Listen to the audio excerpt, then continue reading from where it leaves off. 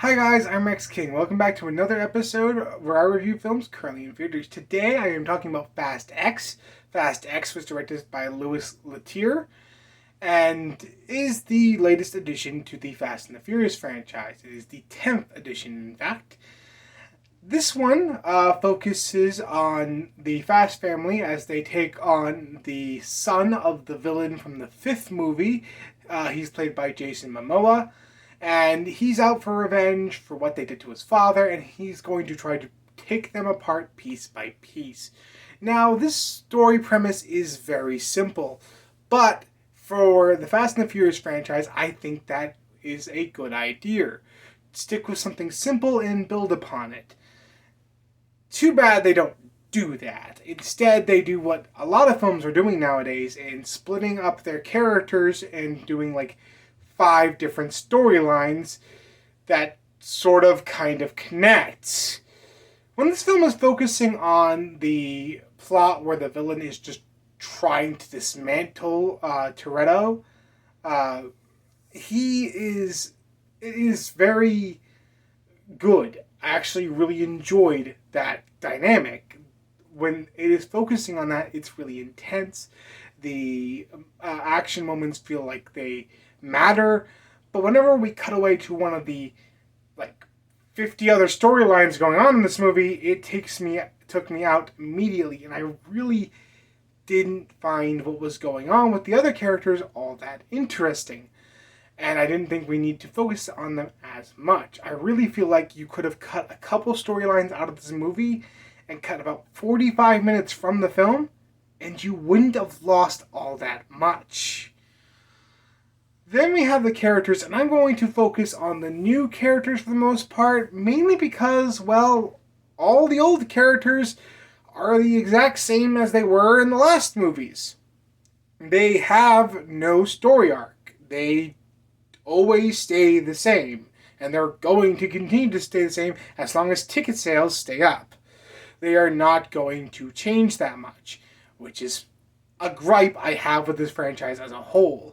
The only character that kind of sort of changes from his last iteration is Jacob, once again played by John Cena.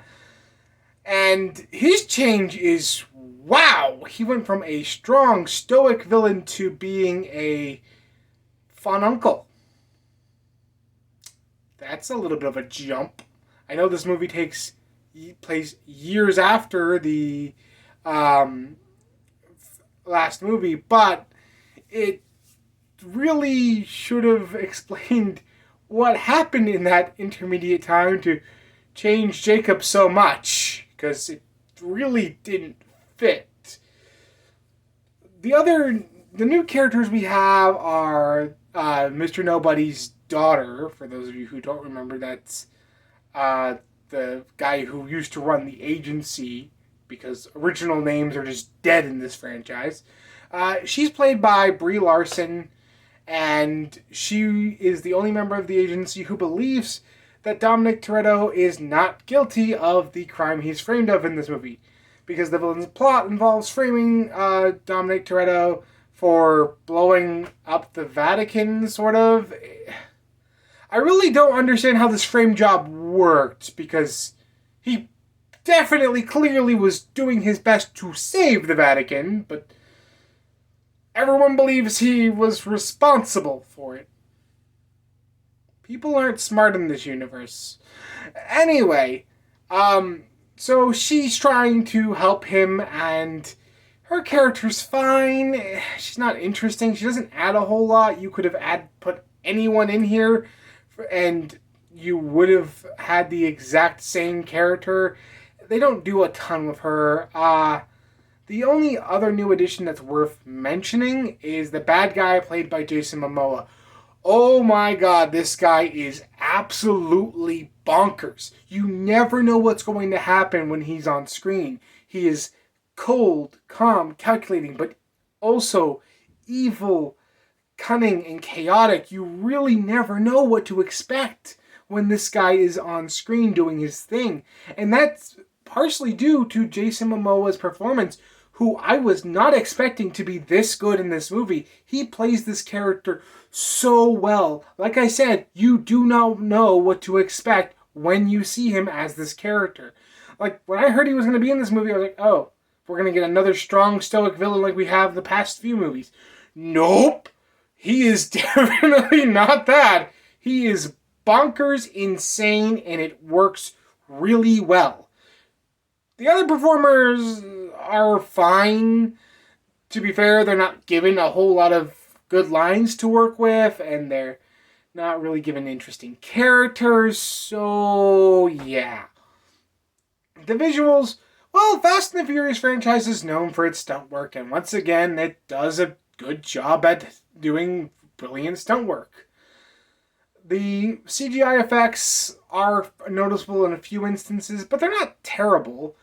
And yeah, some of these stunts are ridiculous and over the top, but at this point we've come to expect and know that from this franchise. The only thing that bugged me is the amount of action scenes we get. We get way too many. Now, I know this is an action movie and I know it's supposed to be intense, but it just doesn't know when it needs to take a break and focus on the characters to build the story. As I said, the story and characters are a huge weak point of this film, but if they had, calmed down and slowed down the action bits a little bit, we might have been able to build upon the characters and the story to make the film interesting. Instead, we just get thrown action scene after action scene. Towards the end, I was just bored because I had seen one action scene too many. This film really needed to dial it back just a little. Now, the soundtrack is basically a hip-hop album disguised as a movie soundtrack. I don't mean that in a bad way.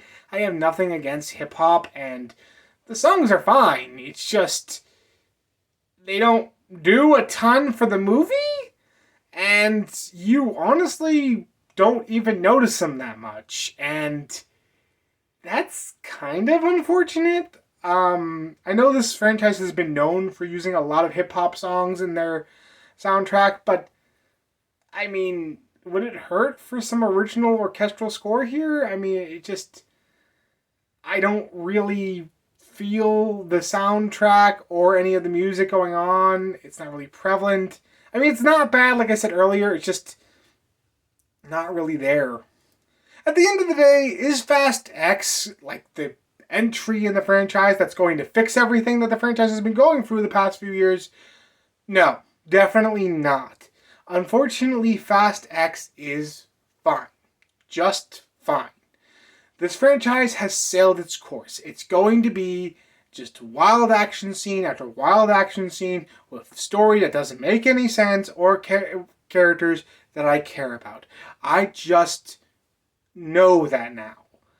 And it's unfortunate to say that because I do think this franchise had potential, but they have definitely destroyed it.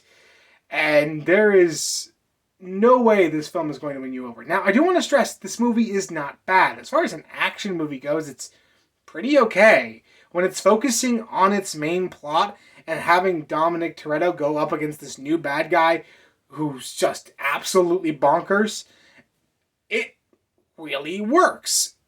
But when it's doing everything else, just focusing on all these storylines and not focusing on what we came to see, this film is not interesting enough.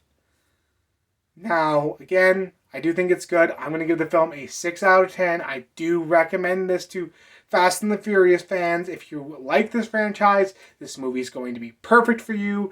And if you don't like this franchise, I don't know what to tell you. There's no way you're going to get into this franchise at this point. Anyway, that's what I thought about Fast X. What did you think about it? Let me know in the comments below. And if you like this video, like, comment, and subscribe. And I will see you next time.